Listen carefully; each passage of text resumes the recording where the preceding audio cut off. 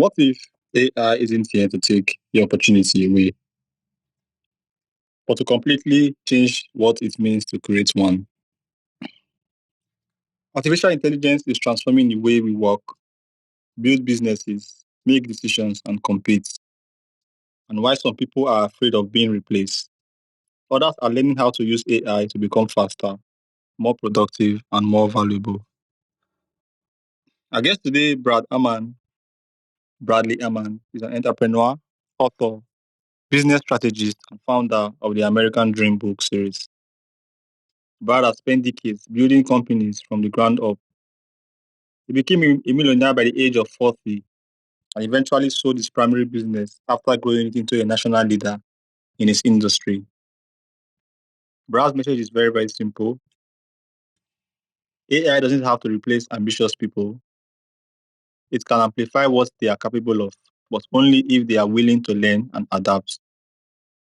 His latest book, American Dream, Success in an AI World, explores how artificial intelligence can be useful as a practical tool to increase productivity, create opportunity, and help people remain competitive as technology continues to evolve.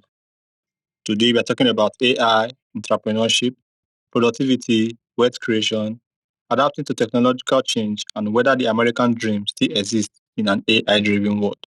Brad, welcome to the show. Darlington, thank you very much for having me. I'm excited to be here, and I'm excited to speak to you and to your listeners. Okay, thank you so much, Brad, and I hope you enjoyed that introduction. Yes, I enjoyed it very much. Thank you.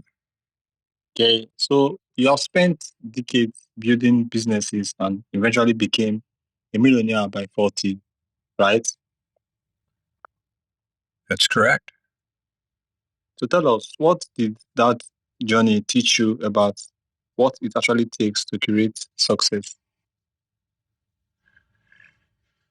Well, let me say this.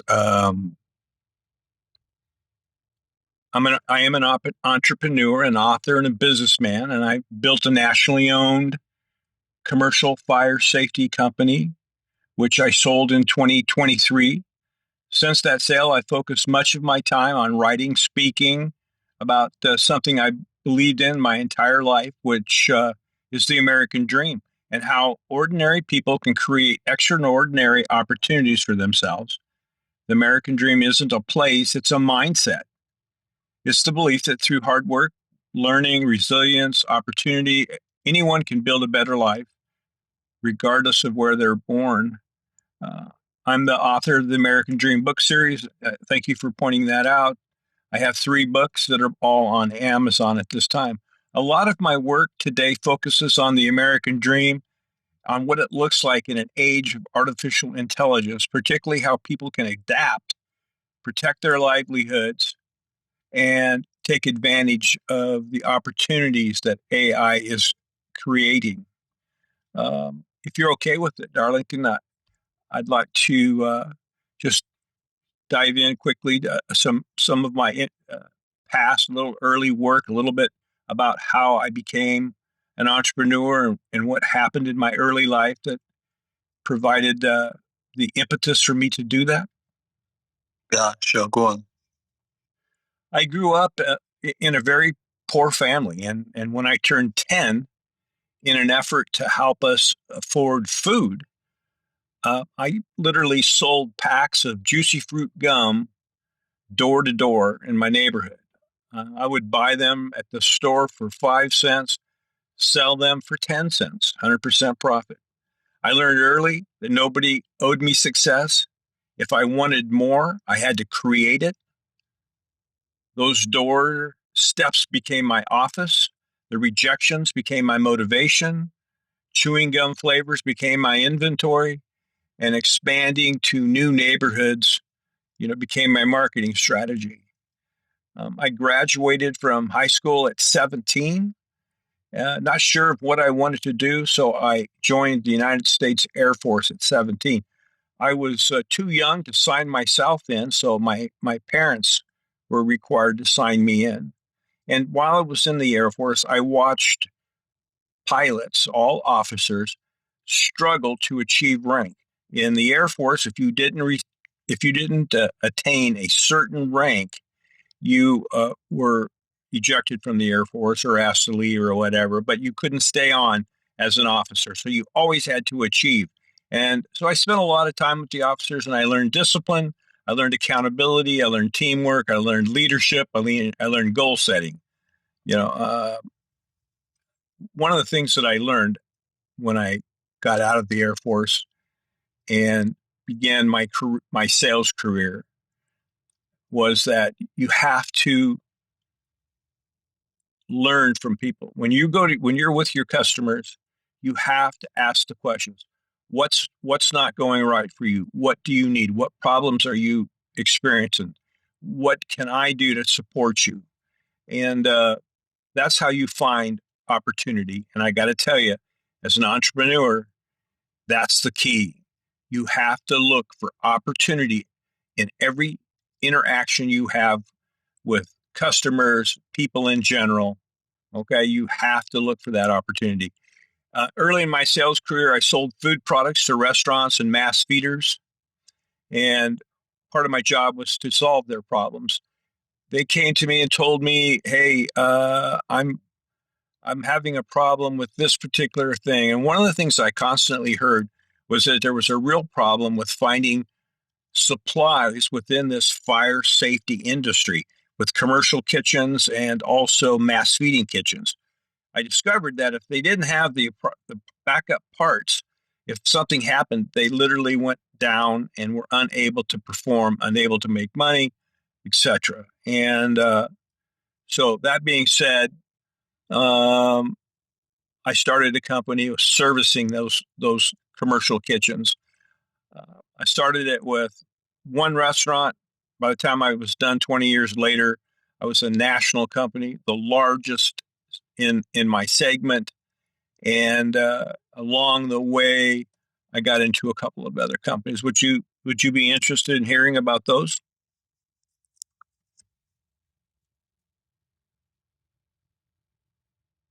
Yes, Brad, go on. So in that fire safety business, um, one of the things that we did is we protected restaurants, mass feeders, commercial kitchens from the potential of having fire. And one of the things that I did, as I did in all my businesses, is I listened to my customers. I reviewed every year, annually with them about products or things that they needed, looking for things that I could provide, so I could give a bigger share of the customer. And uh, after a couple of years, the one thing that kept coming to me was that they were unable to find operating parts for their hood systems themselves, whether it be filters, whether it be fire extinguishers, whether it be various other items. And so I needed to find some way to make it easy for them to be able to purchase those products. Initially, I thought, well, I'll bring them in, I'll stock them, um, I'll I'll deliver them to them when the customer needs them. I'll bill the customer. I'll wait 30 days to be paid. In the meantime, the people I'm buying the product from aren't giving me 30-day terms, and I have to pay them right away. So you're completely upside down on the model. And then, uh, so what I did is I started an internet company before Google even kicked in. And the power of Google eventually kicked in and really provided a platform for us. But nonetheless, I started out with that internet company and I'd tell my customers, here, go here. If you need these products, like you say you do, this is where you're going to get them. They'll get shipped directly to you. And it started out mainly the customers I had in the geographic area I was in at the time purchased them. But then the power of Google clicked in. And next thing I knew, we're selling them in every state in the United States. We're selling them to military bases all over the world. We're uh, we're selling them to uh, distributors in Pakistan, South Korea, Saudi Arabia. It was massive. And that came about simply because we listened to what our customers wanted. And eventually we sold that company to a larger company that was more capable of taking it to its absolute largest potential. So I guess my comment to your entrepreneurs out there, to your listeners, is if you want to be successful as an entrepreneur, what you have to do is listen. Listen to your customers, look for problems, and then solve those problems. That is how you are going to be able to scale your business and certainly enjoy the success of that. So that's how I did it. And I can't tell you there's no secret formula. It's just show up every day, have a plan, lots of hard work, be prepared to fail because you will, and be resilient. Keep coming up to the batter's box, keep looking to hit, and it will happen for you. So I sold the company, started traveling. I ran into people that we were very disillusioned about the American dream, and it started to bother me because I was a product of the American dream. Everything I did was because opportunity was available and I looked for ways to prosper from it. And so as I listened to people, and they were really concerned, American dream was dead. Only the elites had the ability to do it. And then next thing I know, a couple of years later, I'm hearing AI is going to, bury us. There's going to be no jobs available, on and on. And that's when I decided to start writing a book. And my first book was totally about the American dream. It didn't have a lot of AI in it. Then, as that continued to be an issue, my last two books were a combination of both American dream and a combination of AI. And so, with that, if you're interested, I can certainly begin the process of walking you through AI, how currently people are using AI to become entrepreneurs, to succeeding, to being prepared, those that are transitioning and moving forward and preparing for this AI society. Would you like me to walk you through any of that? All right, walk us through that. Well, this AI era will have winners and losers. More than ever before in this AI area, there will be people that benefit from it, and there will be people who it will be to their detriment. People that adapt first, learn basic AI first, and people that decide to take control of their future will prosper immensely. There will be more millionaires made from the middle class through AI than at any time in the past 100 years. And when I say there's going to be winners and losers, it's all about who is ready to pivot toward AI, use AI, because it's just like when computers came in, many years ago. The people that embraced that are now the leaders of our country. So I'll give you an example. There's a story that I use to help people understand what they have to do in this era. Okay, be quick. It's a good story, and I'll try to tell you really quick. But two hikers are walking up a mountain, and they're 2/3 of the way up, and they just met each other on that mountain, so they weren't close friends, but they were 2/3 the way up, and one of the hikers looks down and he sees a large grizzly bear 500, 600 yards away on the trail. And the bear stands up and raises his nose to the wind, and they know now that that bear smells them. and the bear starts trotting up the trail. And one hiker looks to the other and says, "Hey, what are we going to do? This bear's coming straight up. It's coming at us. He's going to eat us. What are we going to do?" The other hiker sits down, opens up his backpack, takes off his boots, straps on a couple of tennis shoes, puts his backpack on, and he looks at the guy and he goes, "Hey, listen, that bear is coming up here. He is going to chase us, but guess what? I don't have to outrun that bear. I just got to outrun you." So that's the example of winners and losers. We have people, the bear is AI. The person that put his tennis shoes on and running are the people that are adapting, pivoting, using AI as the future, because that's exactly what it's going to be. Now, AI isn't going to take every job. All right. There are going to be people who survive AI, but there's going to be a lot who will be, if they don't pivot, if they don't learn it, if they don't use it. In my books, I have numerous examples, 90-day plan to become reasonably proficient in AI, a 777-day plan that would make you unstoppable in this AI era.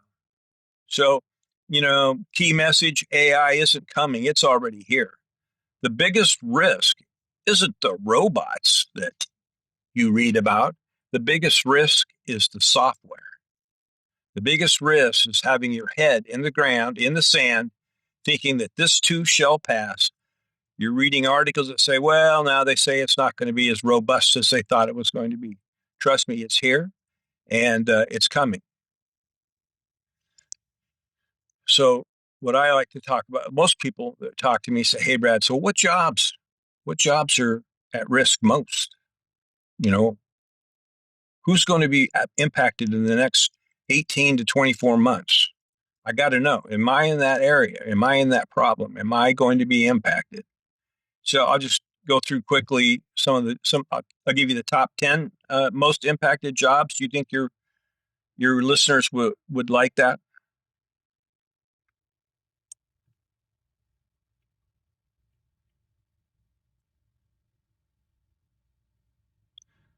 All right, Brad.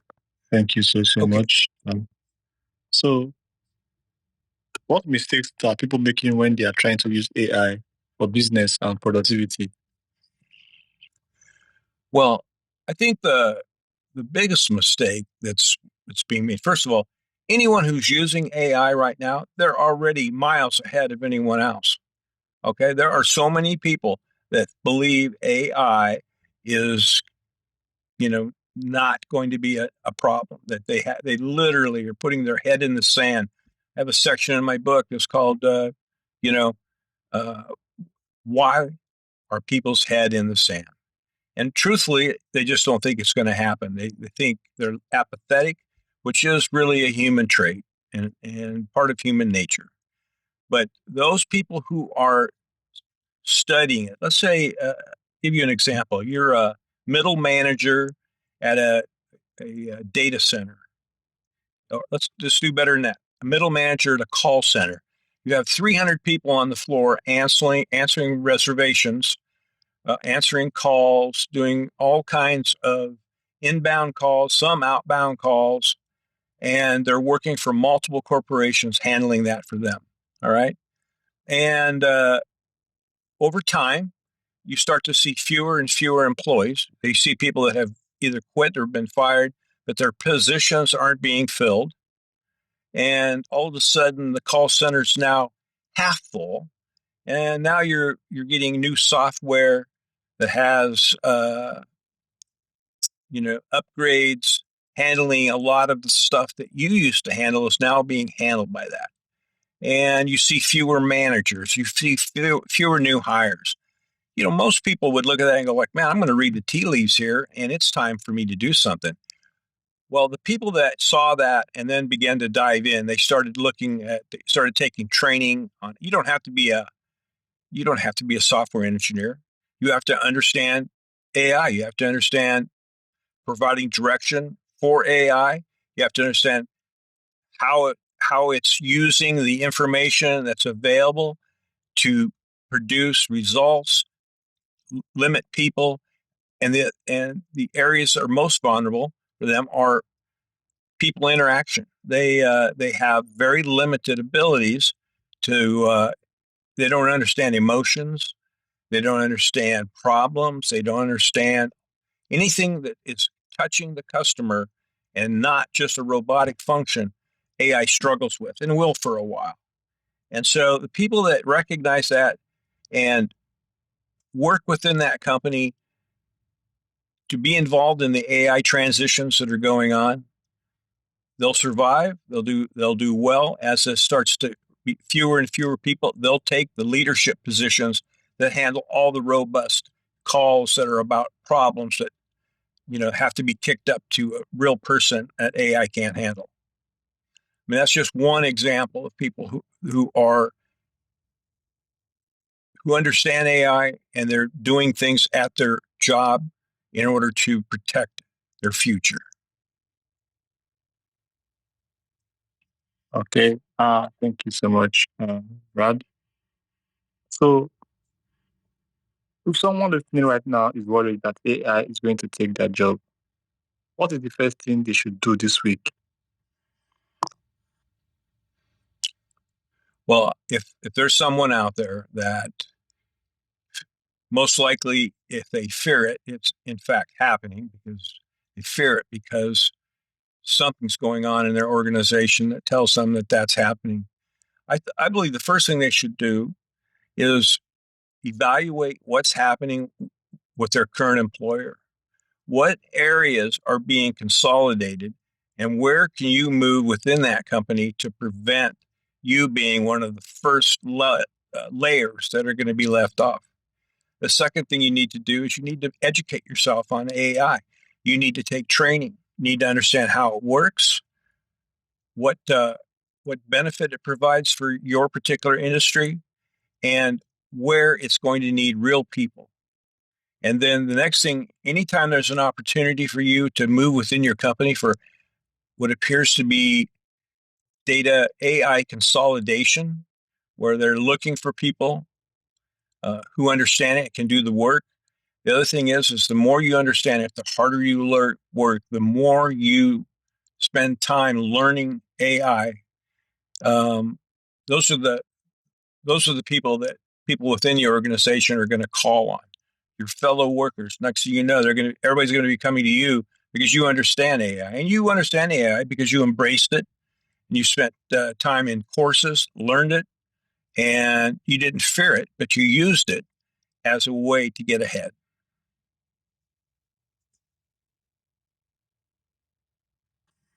Okay. So, if you could go back to the beginning of your entrepreneurial journey, knowing what you know today, what would you do differently? Is the question what I would do differently if I knew what I know today? Yes, Brad. Well, you know what, Darlington, that's a great question. That is a great question. You know, of course, almost everything that I did, I retired at 63. Um, I did with what was available at the time. But I will say this, not so much as an AI issue, but as an entrepreneur. Um, really, the key is being prepared to take risk.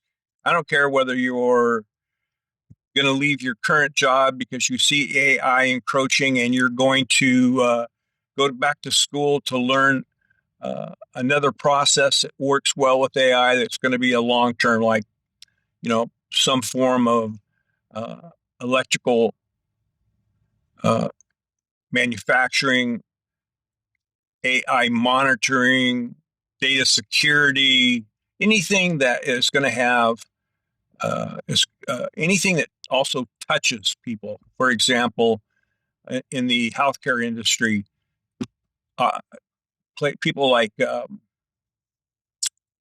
nurses, people like doctor assistants, some people like Uh, anyone that works with the actual consumer, the actual patient, will do bad. Anybody that's in medical billing, anything involves standing in front of a computer and doing the work, those jobs will be gone.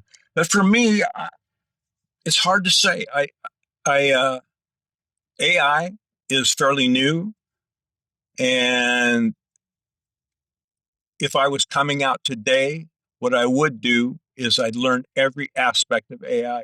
I would go to school and I would learn everything possible. And then I would also become an entrepreneur much quicker. It took me 15 years to become an entrepreneur. Knowing what I know today, I'd do it tomorrow. And I would be, I would be even more successful than I am today.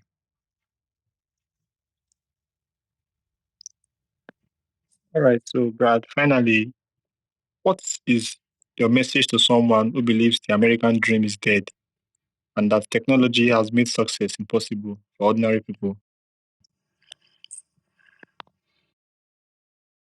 Well,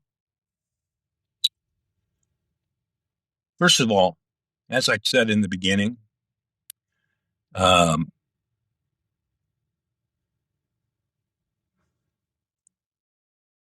the American dream doesn't matter where you live, doesn't matter where you were born, doesn't matter the color of your skin. The American dream is about realizing that you have every opportunity to be successful. You have to take the first step. You must be prepared. You must look for opportunity. You must look for areas of change, and you must find solutions to the problems. And once you do that, you need to step forward and uh, provide those solutions to the customers. For that, you'll be independent, you'll be wealthy, and you will control your own destiny and the destiny of your family. Every generation faces a defining moment. My father's generation faced the Great Depression and World War II. My generation witnessed the birth of the internet. Your generation will be defined by artificial intelligence. The good news is AI isn't the end of the American dream, it's the next chapter. And those who embrace it will create opportunities that previous generations never could have imagined. So the American dream is still alive, and it speaks a new language, and that language is AI.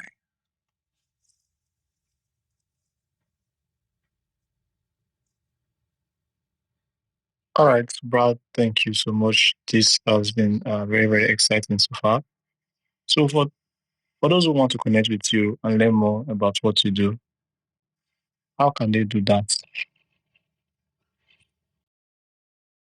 If someone wants to reach out, best way for them to do that is to go to my website. There you'll find find multiple blogs that really define what you can do, how you go about using your skill, your determination to succeed in this difficult but certainly available AI era. And that website is www.americadream.com. Let me repeat that. It's www.youramerica.dream.com. You can purchase the books. You can get training from my blog. You'll have better opportunity to see what we're all about.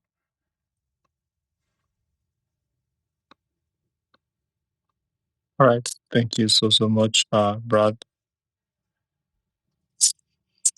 This has been a wonderful episode. I really enjoy having you on the show talking about AI. And I know a lot of people who have lost their jobs to AI.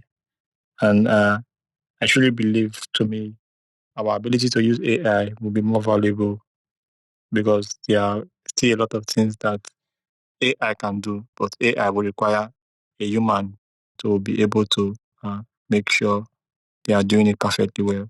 And those who can use AI to make their work easier will be the ones who will retain their jobs. So once again, I really appreciate you for coming. And to my audience, I love you guys so much. If this episode is speaking to you, make sure to share it with someone out there who needs to hear this. I will see you guys on the next episode. Bye, guys. Thank you, Brad. Thank you, Darlington. All right. Have a wonderful day. Yep, you too. Thank you.